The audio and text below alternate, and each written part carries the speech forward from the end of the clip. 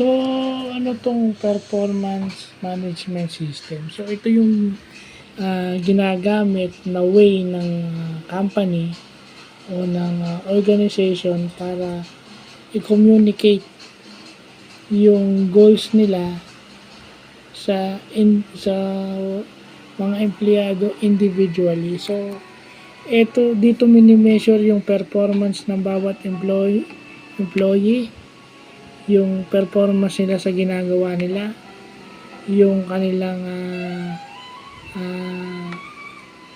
tardiness o yung absences nila na nakakaapekto sa performance nila at sa company, yung yung kanilang yung mga ginagawa nila nakakaapekto sa team. Halimbawa, part ka ng isang team.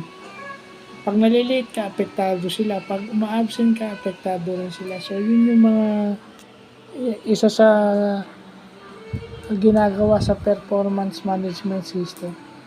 Yun yung system na nagko-collect, nagme-measure, at nag-i-evaluate ng performance mo.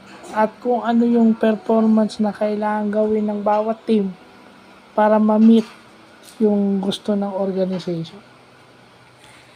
Ganun lang yun. Yung attendance na lang, yung tardiness, and yung absences na lang. Na ginagawa ko dati, malaking ano na yun. Malaking parte na yun para sa quality education. So, I'm just giving you an example kung ano yung performance management system na tinatrabaho ko dati. So, yun lang po.